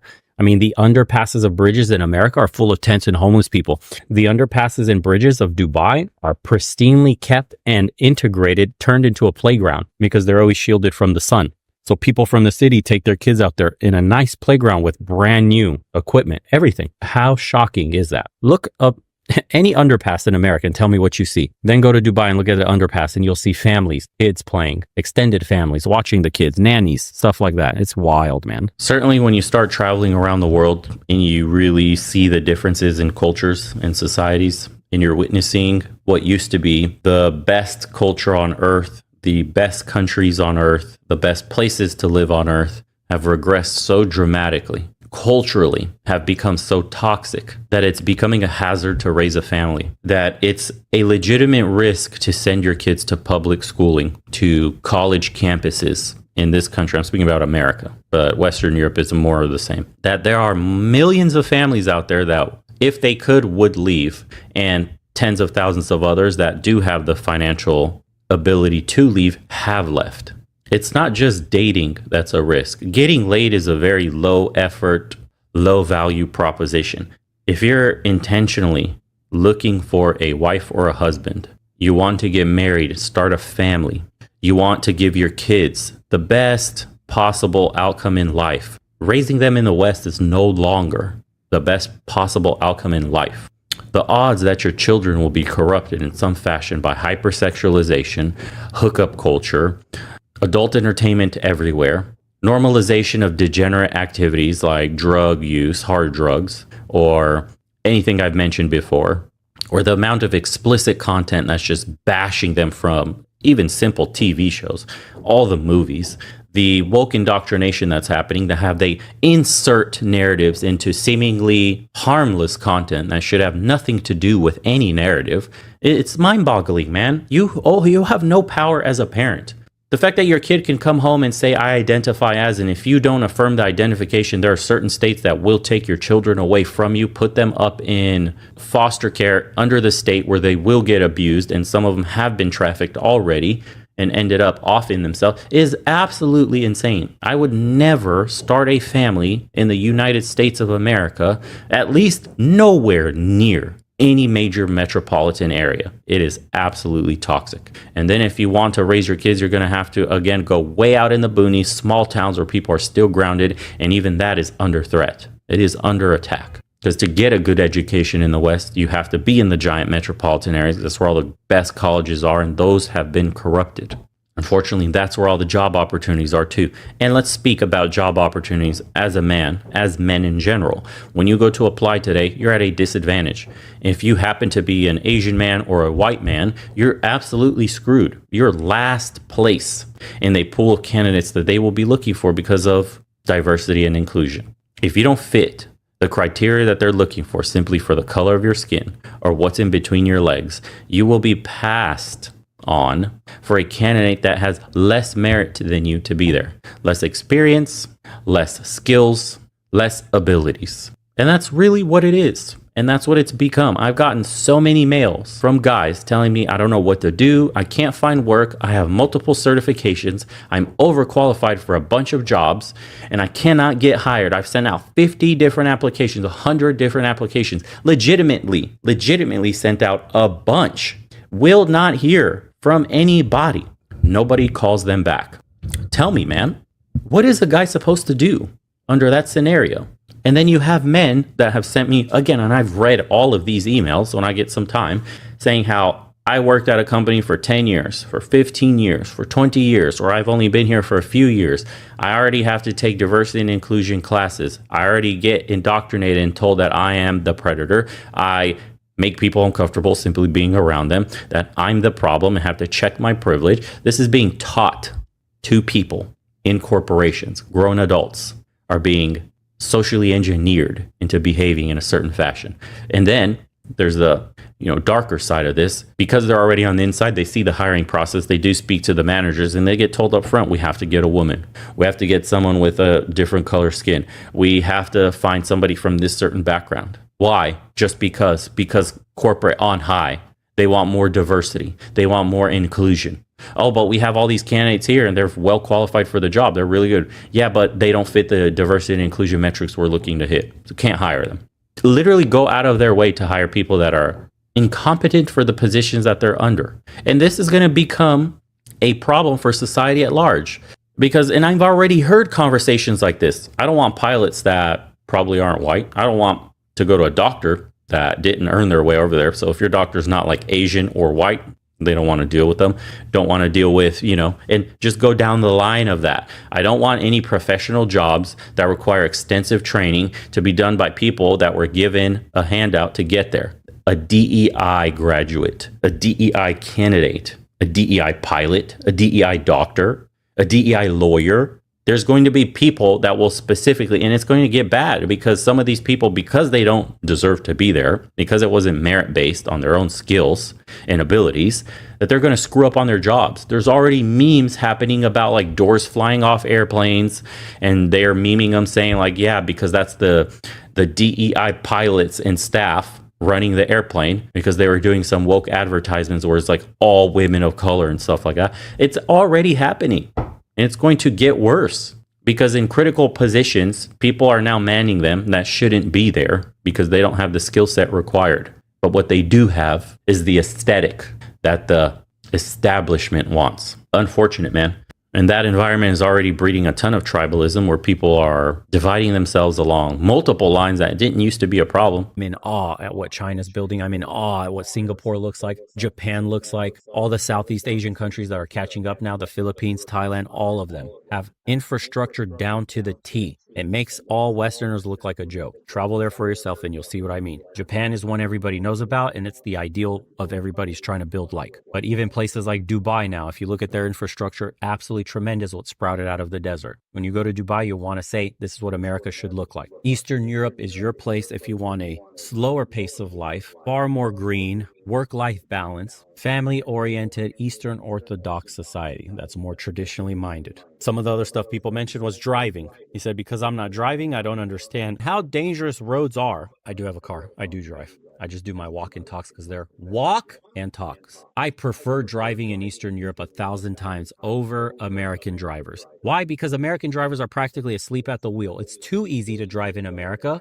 where people are always on their phones doing this and that. They do this everywhere around the world, but the difference here in Romania is people seem sharp behind the wheel. They're quick to cut you off to get ahead. They're quick to make their turns when needed. They seem more confident driving here. Somebody will mistake that for being aggressive. I just think that's assertive, confident driving. I don't find anything unsafe about driving in Romania. People drive exactly how I expect them to drive. If you arrive at a four-way stop in America, there's going to be a moron across from you, inch it forward, maybe thinking of going, then you think of going, then you stop, then they think of going, then you stop, constantly questioning themselves. Here, if that dude arrived first, even by a microsecond, he's fucking gone. There is no guesswork. I know he's about to beat me to that stop and he's going. I don't have to wait on an idiot 10 minutes when the light goes green. They'll go right away. They drive like they don't have time. I appreciate that. Maybe because I drive the same. American roads are extremely good, far better. The highway, the interstate system, shits on almost every other country. This is what America does well.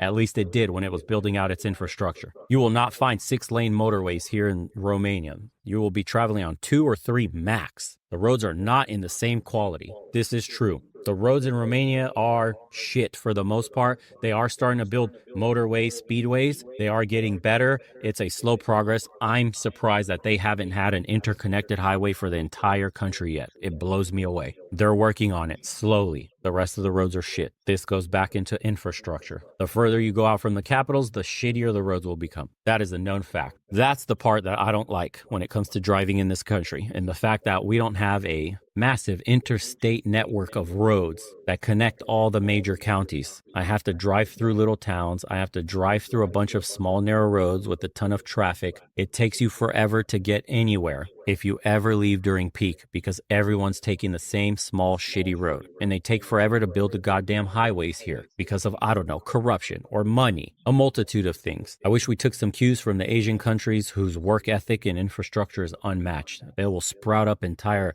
highways, cities in no time at all. It is what it is. But just to wrap it all up before we get lost in the sauce here, don't be afraid to go travel. Check out Romania for yourself. Eastern Europe in general, it's extremely beautiful. Infrastructure will be a step down from what you're used to. Even in the major cities, although it pretty much disappears, there will be certain things that you notice when you go around. Less traveled roads, the metro areas, in the suburbs of cities, you'll see that the development drops off quite dramatically compared to America. Regardless, it's extremely safe. It's extremely clean. There is no trash anywhere in most of the city. Trash cans can be found all over the place. People are cordial and nice. Everybody's minding their business. Nobody's mean mugging you trying to start problems. People don't hate each other. It's a monoculture still. Everybody feels like they belong to the same group. Home ownership being so high and transportation being cheap and available means people aren't living destitute paycheck to paycheck with one emergency that could land their ass out on the street where they lose everything, file for bankruptcy. People are just genuinely more relaxed, stress-free, happy. You can see it in the energy of the entire country. Are they unhappy about certain things? Of course, life could always be better. We could always improve. Government can do things better all the time. Americans know this well. You're living in the cities right now. Your entire neighborhoods are falling apart. It's gotten worse in the last 20, 30 years. The neighborhoods you grew up in no longer look like they used to. The people here have complaints about different reasons. It's not growing fast enough. When they compare their life in the 90s to life now,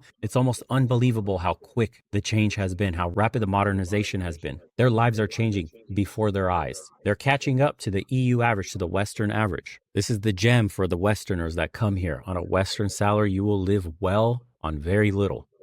And final note, just remember, I am in Bucharest. You're only seeing one part of this entire country. The regional cities look even better, even cleaner, even nicer. I'm in the degenerate side of this country, the capital. My friends, I've been telling you to watch out for the capitals. I live here because infrastructure and everything is on par with the West. The average GDP here is higher than the EU average. People here have money. You'll see nice cars rolling around, exotics, 5-star restaurants, everything. You won't know you even left America. But like I said, you will know you left America the moment you step outside the city. But some of the regional cities are just as nice, albeit smaller. But that may be exactly what some of you are looking for. You don't need the hustle and bustle of a city, the smog, the pollution, the noise, all that stuff. You want to be somewhere quiet, rustling trees, leaves, beautiful sunshine, miles and miles of rolling hills, grasslands, pine trees. If you want to go to the mountains, they have everything here. And that's peace for some people. Don't believe the hype. Get yourself a passport, start traveling, start seeing with your very eyes. Guys that have been overseas have been telling you already. Get out as soon as you can. It's incredible what you could afford. And by the way, these are Bucharest prices. This is the capital. Everything I'm quoting you is the most expensive here. You go out to some of the regional places, the price is depressed by like 30, 40%. And even this has gotten expensive, because if you compare it to something like Southeast Asia, like Thailand, like Philippines, it again, the prices go down by probably 2-3x. I mean, guys are talking about you could have a villa in the by the ocean, right in front of the beach, for like $1,500 a month. That gets you a villa. You have a nice apartment on like the 40th floor with an infinity pool, with a working space, with all sorts of shit, in a nice high rise for like $400, $500 a month, easy. Go grow, go achieve some things, make a name for yourself, have fun. Like, go to France, figure out the definition of ménage à trois from a French girl. You hear me? Go French kiss a French girl. You hear me? Like, man, like, go live, Brody. Let me know what you guys think on what I've been talking about. And please leave some comments below. Let me know some things to talk about, other topics to bring up, questions you may have about Eastern Europe in general or living overseas. Honestly, what more could you want? It's not a shock to me that so many people are starting to look outside the West, where to live, places to start families, because this is what society should be looking like. I'm not saying it's perfect here. It could be improved. Obviously, there's corruption. Obviously, there's some misspending of funds. You know, healthcare and certain public services like that could be improved. But for the most part, regardless of having these problems, they're doing 100 times better than you are in the West, because you're dealing with the same shit in the West. You can't even afford to go to the hospital. If you're an American, I mean, everybody knows what that's like. This one says, Americans, just for your information, average cost of an ambulance, 10 feet or 10 miles, doesn't matter, is approximately $1,200. This was 2 years ago too. Average cost of COVID treatment, $34,000 to $45,000. No insurance, out of network, $70,000 plus. If you're put on a ventilator, the average is $1,500 per day.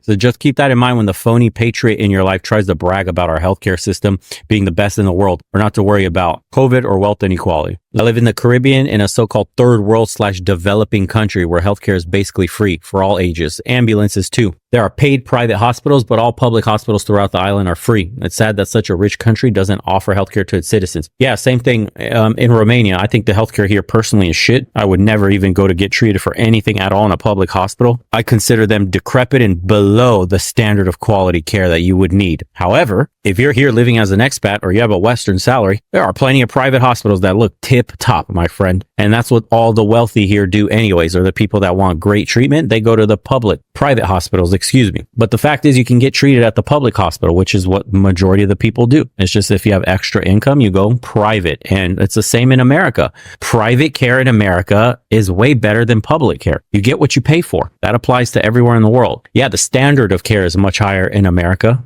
compared to where I live personally in Eastern Europe. Definitely it is. Like a public hospital in America absolutely shits on a public hospital in Romania. It's not even close. But once you go private, the difference will disappear. And when they mean private, they don't mean spending American money on healthcare. It's just literally like $300 for a checkup and this test and these results and this physical, blah, blah, blah. It's not like you saw the doctor and it costs $300 and that's it. You're sent home and come back for the specialist. That's $5,000, $10,000. This surgery's $30,000, $50,000. No, it's just slightly more expensive than the public care would be. Otherwise, it's insane. So I've been living in Spain for the last 2 years, and a little over a year ago, I was uninsured. I didn't have health insurance for about 2 months. And unbeknownst to me, in that short period of time, I got sick enough to where I needed to go to urgent care. And when I arrived, I explained to the women at the front desk that I didn't have insurance and that I would be paying for everything out of pocket. And they were aghast. They were just like, oh my God, it's going to be so expensive. You shouldn't have to pay all that amount. And I was like, look, I don't have insurance and my face is the size of a football and I can hardly open my mouth. I clearly need to see a doctor. And the total for my urgent care visit, along with 8 weeks of antibiotics, was €100. And that was expensive to them. And I was in my... It's shocking when you actually get to experience that overseas. Americans can't fathom the cost of healthcare. Even in Dubai, this is my personal experience. I got an ear infection from swimming in a pool in Dubai. Couldn't sleep. It got pretty bad over the next few days. Went to the emergency room, saw a doctor, the nurse, got prescribed medication, and booked with a specialist for the next day. The very next day, I go see the specialist. I see 2 different specialists, and I have them perform multiple tests beyond what was needed, of like showing me with a camera in my ear the inflammation, being prescribed even more medicine, an antibacterial and an antifungal, and sent back on my way, all in the same day. I spent less than $300 out of pocket, just going in straight medical tourism style, like all you show is your passport. $300. That's all it costs to be seen at the emergency room by a doctor, a specialist, another specialist, and having them perform like 3-4 tests on me each, just to see the structure of my ear. Because I explained a backstory about how I messed my ear up flying when I had sinus issues after getting influenza. Less than $300, guys. And everything was completely finished within 2 days. And no waiting in line like crazy stuff at a hospital. Everything was extremely clean, sterile hospital environment. Even the vending machine at the hospital was one of those vending machines that have nothing but fresh oranges. And like you get it to make you orange juice. It takes the orange, puts it down, peels it, squeezes it for you. So you have freshly squeezed orange juice. It wasn't Kit Kats. It wasn't Reese's. It wasn't chocolate and bad shit, processed food. It was an orange juice machine. Mind blowing. When I looked at America, I thought I had it all, or that we were better off than like most countries. You know, we're the greatest country on earth, the American dream. But then I moved to Ireland, and upon arriving here, they explained certain things to me. Here in Ireland, you receive this thing called child benefit, which most developed nations have except for the US. And you receive a monthly check for each child. Doesn't matter what your income is. Children here get free healthcare until they're 6. Also, if you're pregnant, your healthcare is free. Also, I'm about to start my master's degree here, and it pisses me off thinking about the fact that I went into... So look, this is what the text that she's writing. Hold on. Also, if you're pregnant, your healthcare is free. It says it cost over $100,000 to give birth in America. Also, I'm about to start my master's degree here, and it And she spent $120K on colleges. Pisses me off thinking about the fact that I went into college debt for a degree in America, and what I pay here for a master's degree in Ireland doesn't even compare. Yeah, for example, I was talking to my uncle and his daughter is in school here, and the cost, when he was telling me, he's like, yeah, there's some things that she got a scholarship and everything's paid for by the state, of course, subsidized. And like, if we had to pay out of pocket, I was prepared to. And I was thinking like, damn, it must be a lot of money. What are you talking about? It's like a couple $100 a semester. That's a lot of money to them. You're paying tens of thousands of dollars. Your book alone for the semester that they force you to get sometimes is like $600, $700. And all they did was they modified 2 or 3 pages and they considered a new book that you must get and they force it on you. Bro, the system in America is just designed to extract maximum cash out of you. It's not for your benefit. In about 80% of the country, a family of 4 can afford their basic needs on less than $100,000 per year. Those include things such as housing, food, transportation, healthcare, childcare. Do you see how they're getting you to accept these ridiculous policies? These are the areas you can go live if you want to survive on less than $100,000 a year. Dude, $100,000 a year? 20 years ago, that was you making it solidly in the middle class, having excess. Your house, your car, fully paid off. You got kids going to college, fully paid off, and you take the family on a vacation once a year. That's what $100,000 used to get you. We're talking basic needs. It takes 100 G's or less now to get your basic needs in this green part of the country. Who the fuck lives right here? Please, someone tell me. Who the hell lives here? Who lives here or here? Nobody. There are no jobs that pay enough. The people in this area with their local wages are so depressed, they're also in an economic clinch. It's just worse around the coast where most of the jobs, these are major metropolitan areas. This is Atlanta, there's Miami, that's all the coast of San Diego, Los Angeles, San Francisco, Seattle, all that shit. And look, Denver priced out most of the damn state in Colorado. Albuquerque, right here. Birmingham, Alabama. These are all the capitals, dude.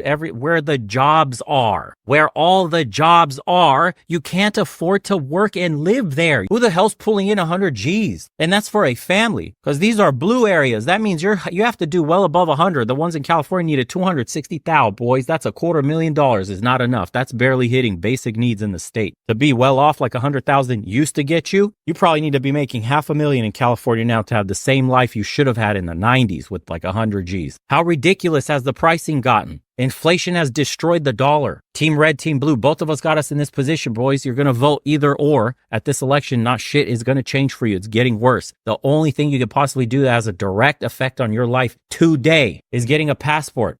To be average today is to be destitute in the West. That's what it is. You have to be above average. You have to have above average salary, bro, just to get by, just to survive, just to have more than enough in the bank in case something like an emergency fund is needed for you breaking your arm or something. Most Americans have 70% of Americans don't even have $400 in the bank for such an emergency. People are living off credit card debt. Are you shitting me? It's not women's fault. It's not men's fault. It's politicians' fault. Never forget. Don't take your eye off the ball. They're distracting us with all this culture war bullshit and picking a side, and one team's taking away your rights, the other team's taking away your freedom of speech, and all whatever bullshit propaganda they're pushing over on the mainstream media and social media and everywhere else you get your information from the establishment. They're getting rich. They're shaking hands behind closed doors. Their kids are getting ahead while you're getting poorer and poorer. You're not voting your way out of this. Some of you got the wool over your eyes thinking you're on the greatest country on earth and will be seething when you see how other societies are run. So this is $1,000 a month. That just sounds insane. Get into it. So today I want to show you around Da Nang, Vietnam. I want to break down exactly what it costs to live here for a month.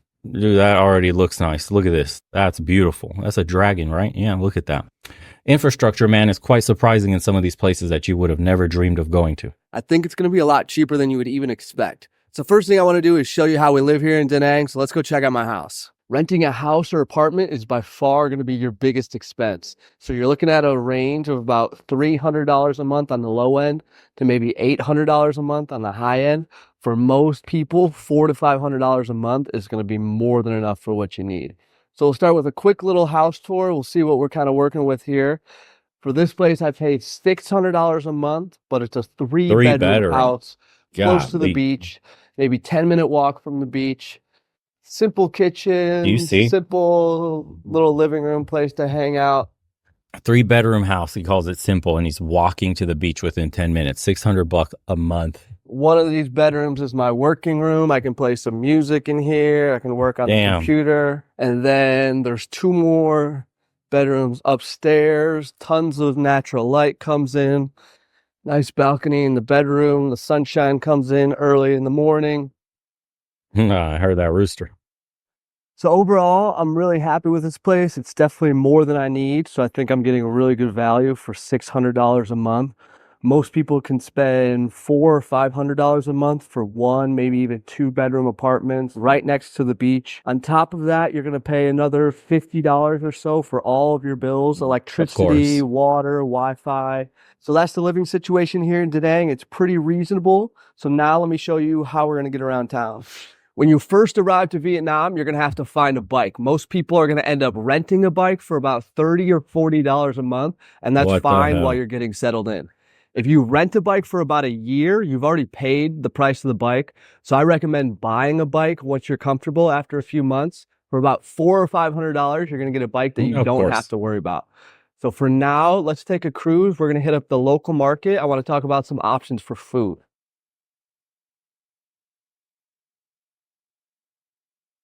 That's a cool market. Damn, that's fresh.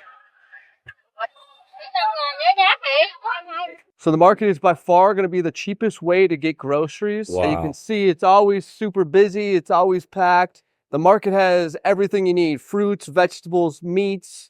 It can be a little bit intimidating at first, but it's always fun to come to the market, talk to the aunties. You'll get the hang of it really quick. It helps if you can speak a little bit of Vietnamese. If the market seems a little too intense for you, don't worry, there's big grocery stores just like... It's like for the Americans that just can't handle walking through a market, picking fruit out and shit. There's a grocery store where you could just be totally antisocial and pay for your shit and leave right away. God forbid you have a conversation with one of the aunties in broken English.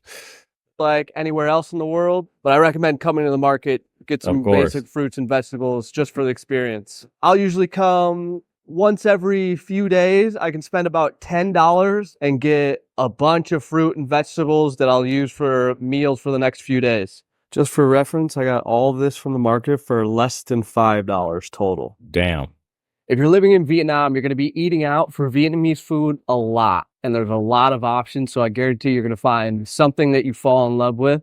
This is one of my favorites. This is consumerism opla. So this is rice and a pork chop with an egg on top. I always order a little bit extra crispy pork on the side. This is thịt halfway. Comes with some salad. There's always free tea and water, so you don't even have to pay for an extra drink. Of course. So a meal like this is going to cost about 50K, 60K, so a little over $2 maybe. $2, bro. Look, pay attention to what he's eating. That's $2. You go in America at a Vietnamese place, that's 15, probably $20 minimum. And they will charge you $2, $3 easy for the tea or the water. Does this look like a dangerous hellhole? This looks like a post-commie shit fest where it's full of crime and beggars and thieves and all this crazy shit that they tell you. It's wild, huh? It's everything they describe this place to be is what Western Europe and America is starting to look like to me. Unless you live in some gated community where you're completely detached from everyday normal people. What they tell you this place looks like is what America's really turning into. This is nuts. Look at this.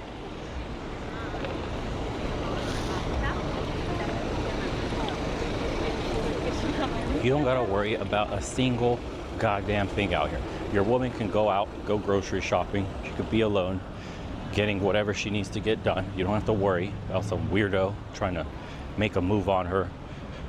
God forbid something happens, something that ends up on the news. Nothing, bro. If you're a woman, you can walk around at night here, 2 in the morning, 3 in the morning, you'll be fine.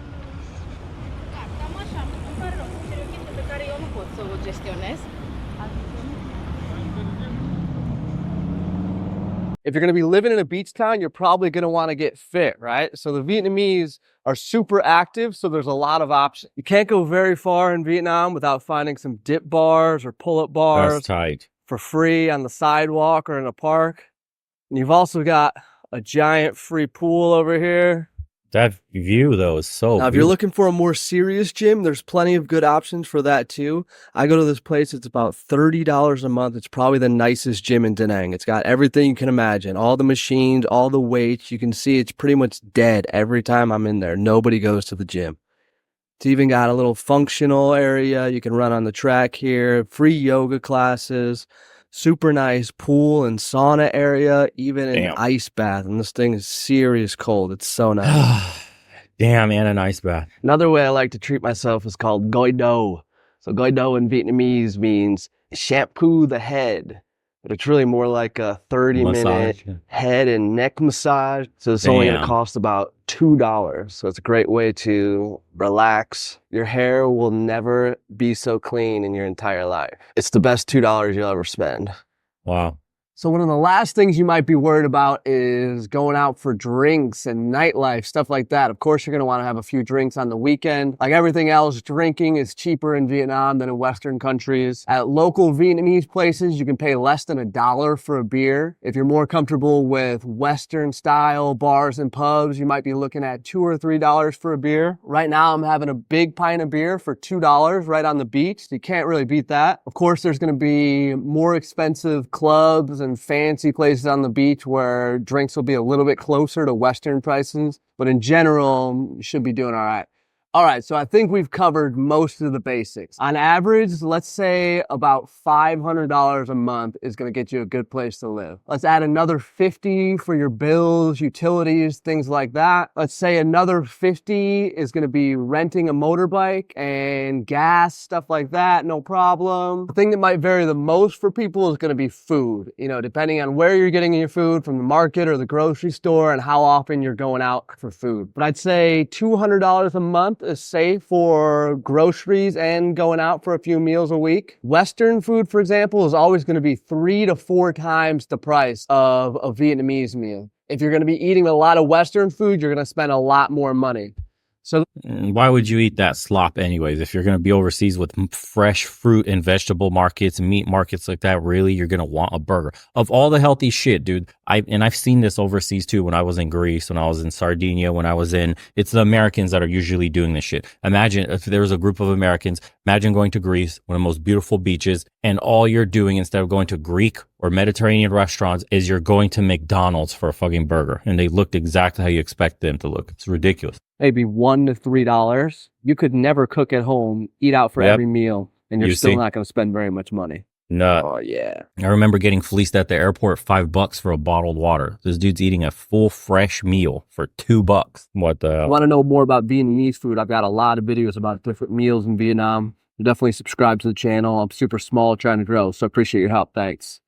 All right, it's a brand new morning here. We're going to start the day the way we start every day with a coffee. How was that? And about 50 cents for a coffee. Of course. And a mango smoothie, about $1 for Okay, $1.50 for a whole coffee and a mango smoothie. Even here, I'm in Eastern Europe, and I'm still paying like €3 for a coffee. So consider that like $3.50. I mean, what are you guys spending at Starbucks? $7-8 for a coffee? More if you get the large sizes. This dude's at $1.50. The veil has been lifted. And now we're seeing like, oh shit, society actually works this way. Oh, everything I've been told about women is wrong. The government isn't actually my friend. Trusted institutions probably shouldn't have much of it. You were raised to be a good little boy on this conveyor belt of go to school, get a degree, meet girl, get married, have a little career job, a kid or two, get out on your pension, spend 5 years free, retired, die. And people are starting to wake up to the fact that that's not a reality they want to live in. It's not even a reality that's real anymore for them and available, because most of our jobs have been shipped overseas. The few special jobs we have, we import with the H-1B visas. I believe it's the H-1B visa. Someone check me on that. Whatever the visa is to import people into high-skilled jobs. And the corporations tell us, oh, well, you know, we can't find these workers in America. There's no American that wants to do this. That's bullshit. It's just those people from overseas are cheaper. It's always been about profit and the bottom line. We sold out our own. We sold out our nation. We sold out our culture. We sold everything out under the guise of capitalism for profit. Nothing is sacred anymore in this country except the almighty dollar. Family has fallen to it. The church has fallen to it. Social contracts, trust-based societies, everything has fallen to the power of the dollar. And that's the only thing that matters. Ask yourself when you see things on TV, when you see things unfolding socially, all the programming, the engineering, follow the money. Who benefits? Who makes a ton of money off this? Oh, new weight loss drug, Ozempic. Wow. All of a sudden, Congress passes a law. Fatness is genetic. Boom, Ozempic passes. Wow, billions of dollars. Literally, the most profitable corporation in Europe, I think it passed Louis Vuitton, is now a drug manufacturer that sells a fat loss drug, and only to Americans, by the way. I think they're not even allowed to sell it as a fat loss drug in Europe. Only in America. You could be a fat pig and eat all the shitty food, stuffed with all the shittiest ingredients that the FDA has deemed as okay and healthy for you. Because now we got a pill on the market that's going to solve your problem by turning your stomach into a rotting putrefaction waste dump that doesn't even process the food. It sits in your stomach. It just rots. Problem solved. You see that? Obesity, baby. Billions of dollars is now a genetic problem. This is crazy, dude. Nothing is as it seems. And that's the world today. Oop. See you guys on the next one.